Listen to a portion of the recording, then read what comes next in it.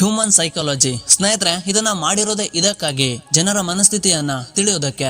ಸೈಕಾಲಜಿಯಲ್ಲಿ ನೀವೇನಾದ್ರೂ ಮಾಸ್ಟರ್ ಆದ್ರೆ ನಿಮ್ಮ ಎದುರಿಗೆ ಇರುವವರನ್ನ ಸುಲಭವಾಗಿ ಕಂಟ್ರೋಲ್ ಮಾಡಬಹುದು, ಅಥವಾ ಸೈಕಾಲಜಿಯ ಕೆಲವೊಂದು ವಿಷಯಗಳನ್ನ ತಿಳ್ಕೊಂಡ್ರು ಸಹ ಹಲವಾರು ಸಿಚುವೇಶನ್ ಗಳಲ್ಲಿ ನೀವು ಮ್ಯಾನೇಜ್ ಕೂಡ ಮಾಡಬಹುದು. ಹಾಗಾದ್ರೆ ನಾವು ಈ ವಿಡಿಯೋದಲ್ಲಿ ಜನರ ಜೊತೆ ಮಾತನಾಡುವಾಗ ಆಗುವಂತಹ ಅನ್ಕಂಫರ್ಟಬಲ್ ತೊಂದರೆಗಳನ್ನ ಸೈಕಾಲಜಿಯಿಂದ ಹೇಗೆ ತಡೆಯೋದು ಅಂತ ನೋಡ್ಕೊಂಡು ಬರೋಣ. ನಂಬರ್ 1, ನೀವು ಜನರ ಮಧ್ಯೆ ಇರುವಾಗ ಅಥವಾ ಜನರ ಸಮೂಹದಲ್ಲಿ ಇರುವಾಗ ಯಾರಾದ್ರೂ ನಿಮ್ಮನ್ನ ನೋಡ್ತಾ ಇದ್ರೆ, ಅದು ನಿಮಗೆ ಡಿಸ್ಟರ್ಬಿಂಗ್ ಅನಿಸ್ತಾ ಇದ್ರೆ, ನೀವು ಅವರ ಬೂಟುಗಳನ್ನ ನೋಡಿ. ಇದು ಅವರಿಗೆ ಅನ್ಕಂಫರ್ಟಬಲ್ ಫೀಲ್ ಆಗುತ್ತೆ. ಅವರು ನಿಮ್ಮನ್ನ ನೋಡೋದನ್ನ ನಿಲ್ಲಿಸ್ತಾರೆ. ನಂಬರ್ 2, ನೀವು ಯಾರ ಜೊತೆನಾದ್ರೂ ವಾದ ಮಾಡ್ತಾ ಇದ್ರೆ, ನಿಮಗೆ ಆ ವಾದ ಸರಿ ಇಲ್ಲ ಅಂತ ಅನ್ಸ್ತಿದ್ರೆ, ಆಗ ನೀವು ಮೌನವಾಗ್ಬಿಡಿ. ಏನು ಮಾತಾಡೋದಕ್ಕೆ ಹೋಗ್ಬೇಡಿ. ಅವರು ಮಾತು ಮುಗಿಸಿದಾಗ್ಲೂ ಕೂಡ ಏನು ಮಾತಾಡ್ಬೇಡಿ, ಮೌನವಾಗಿರಿ ಮತ್ತು ಅವರನ್ನ ದಿಟ್ಟಿಸಿ ನೋಡಿ. ಇದು ಅವರಿಗೆ ಮುಜುಗರ ಉಂಟು ಮಾಡುತ್ತೆ. ನಂಬರ್ 3, ನಿಮಗೆ ಇಷ್ಟವಾಗಿರುವ ವ್ಯಕ್ತಿ ಅಥವಾ ನೀವು ಯಾರ ಜೊತೆಗಾದ್ರೂ ಮಾತಾಡ್ತಿರುವಾಗ ನಿಮಗೆ ಆತಂಕ ಆಗ್ತಿದ್ರೆ ಚೂಯಿಂಗ್ ಗಮ್ ಅನ್ನ ತಿನ್ನಿ. ಇದು ನಿಮ್ಮ ಬ್ರೈನ್ ಗೆ ರಿಲೀಫ್ ಅನ್ನ ಕೊಡುತ್ತೆ. ನಂಬರ್ 4, ಯಾರತ್ರನಾದ್ರೂ ನೀವು ಸತ್ಯ ಹೇಳಿಸ್ಬೇಕಂತಿದ್ರೆ